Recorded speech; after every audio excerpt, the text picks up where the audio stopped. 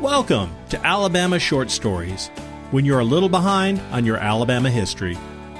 I'm your host, Sean Wright.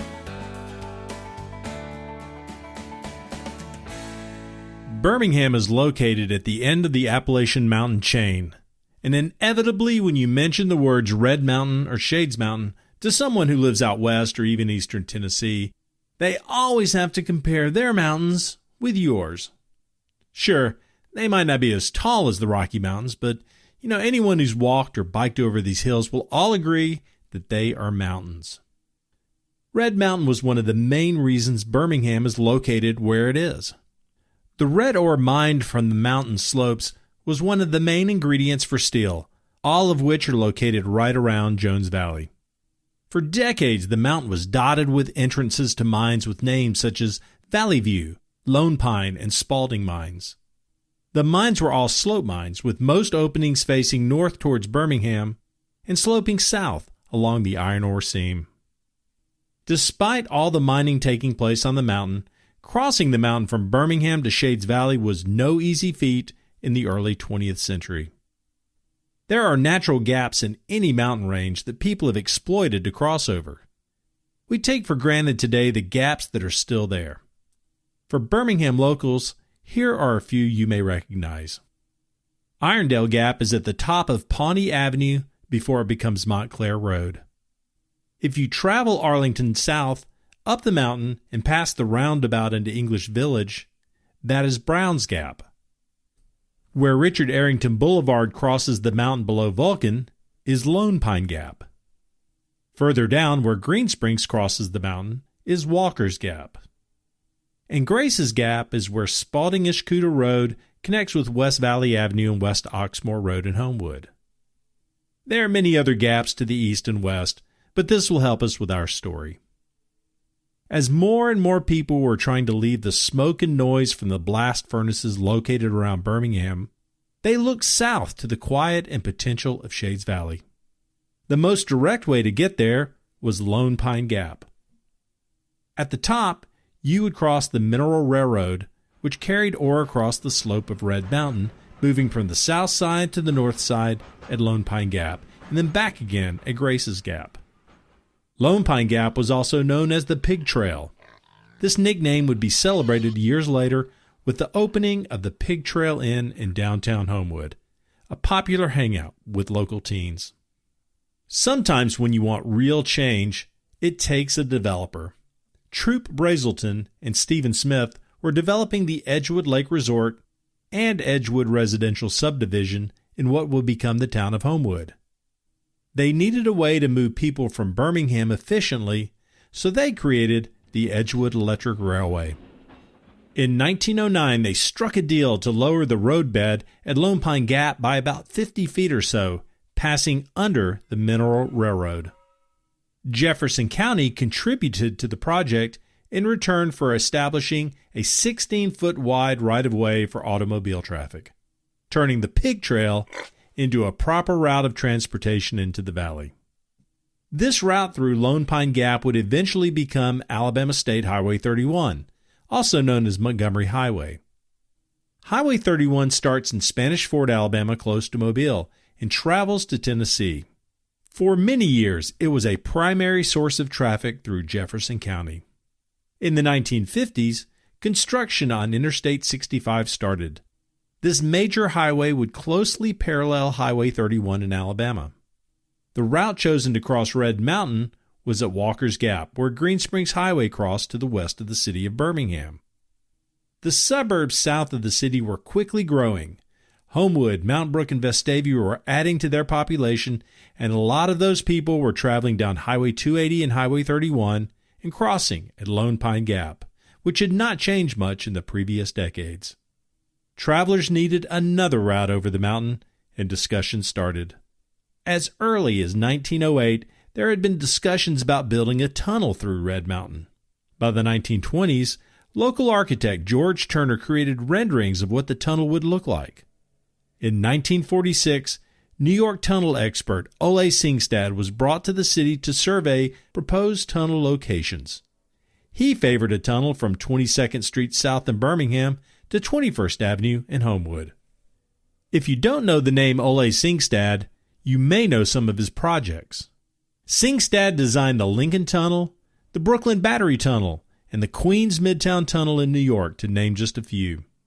The idea of constructing a tunnel was passed around for the next decade. In 1959, the Birmingham City Commission declined to fund a study any further, agreeing not to spend Birmingham taxpayers' money to give Mount Brook travelers convenience. It looked like there'd be no tunnel, but the problem still existed. If there was no money and no enthusiasm to drill through the mountain, what if they could move the mountain? A new report was commissioned and presented in 1960 to the Downtown Improvement Association and Jefferson County Commission with ideas. Engineers evaluated 23 possible routes, which were narrowed to 6 preferred routes. Even though the tunnel was left for dead, 3 of the options were tunnels. All options started at 26th Street South in Birmingham.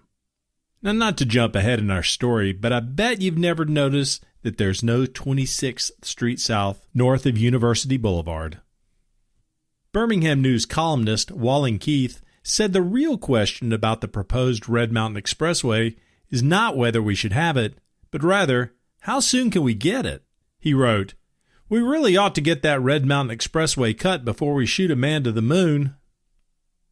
The option chosen, Cut Route D, had the least cost when purchasing rights-of-way and moving dirt. Even still, a large portion of Homewood's African-American community, Rosedale, was bulldozed for the southern entrance to the expressway and for Rosedale Drive. Not as many homes were demolished on the northern side of the mountain. About a half-dozen houses had been slated for demolition. The homes on the crest and north side were more stately than in Rosedale, and some owners would not move without a fight. There were legal fights over losing a family home, and when that was lost, disputes continued over how much the home and property were worth. Negotiations continued through 1965 on property values. Next in line for the bulldozer was historic Highland Avenue and the Highland Towers and Highland Plaza apartments, which were dead ahead. Instead of going through the properties, the expressway would plunge underneath Highland Avenue before reappearing on the other side. Residents were not convinced that this project would be successful, which would come within feet of their apartments.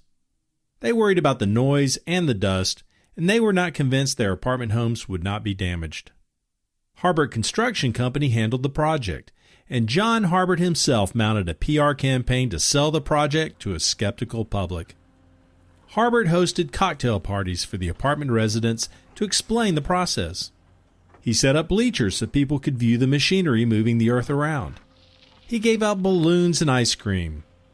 The Good Neighbor PR campaign was a huge success and went a long way in soothing rattled nerves from the dynamiting of the mountain and the street closings and traffic created from the project. In what usually would have taken 3 months, Harbert completed the Highland Avenue part of the project in record time. Using every available machine from jobs around the southeast, they dug around the clock and completed this part of the project in less than 2 weeks. Digging and grading took 7 years, from 1962 until 1969, and the Red Mountain Expressway was open to traffic in 1970. Workers removed 2 million cubic yards from the ridge of Red Mountain. When the roads were widened at Lone Pine Gap and Walker's Gap, the iron ore seam was exposed for travelers to view. Industrialist Erskine Ramsey donated metal signs that said, "This Red Mountain iron ore is the basis of Birmingham's iron steel industry." There were 2 tags mounted on the top and the bottom of the seam. You can see them today, but you may have to look close due to vegetation growing out of the rock. The Red Mountain Cut exposed the iron ore seam and over 190 million years of geological strata dating to over 500 million years ago. The Ordovician, Silurian, Devonian, and Mississippian geological periods are visible in the cut. Special features include caves, volcanic ash layers, the Red Mountain fault line, prehistoric reefs and beaches, fossils, and fossil tracks. UAB geologists were excited to see the newly exposed strata late in the construction. They were also appalled that the exposed rock would be covered with spray concrete. One scientist took it upon himself to stop it by laying down in front of the concrete spray truck. An emergency appeal to the governor stopped the spraying and left the rock exposed. But not all of it. There are a few slopes that are covered to this day. The cut exposed roughly as much geological data as can be found in the Grand Canyon in a space just 1,850 linear feet. Scientists from as far away as France came to study the exposed cut. And when you have something that impressive, you need a museum to show it off. The Lynn Henley Charitable Trust pledged $250,000 to create the Red Mountain Museum on the slope of the mountain. There was even a paved trail that extended along one of the tiers of the cut. The Red Mountain Museum eventually merged with the Discovery Place Museum. They moved to the former Loveman's Building in downtown Birmingham and is now known as the McWane Center. The road was dedicated as the Elton B. Stevens Expressway in honor of local businessman and philanthropist Elton B. Stevens, who chaired the Birmingham and Jefferson County Freeway and Expressway Committee. Those of us in Birmingham call it the Red Mountain Expressway.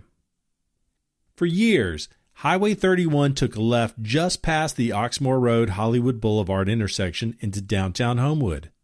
With a cut in the mountain, travelers would go straight and then travel what seems to be halfway up the mountain to where the cut started. You may not notice it, but the road through the mountain makes an S-curve to make it more visually appealing.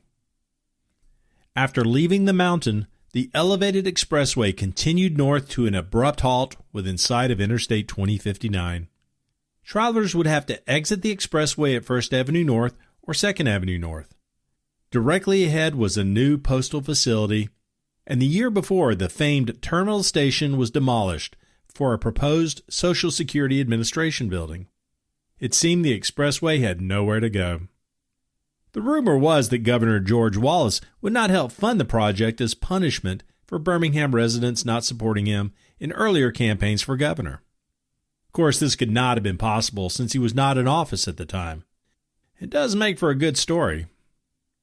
With the continued population growth south of the city of Birmingham, the Red Mountain Expressway has been a vital link to the city of Birmingham and areas north.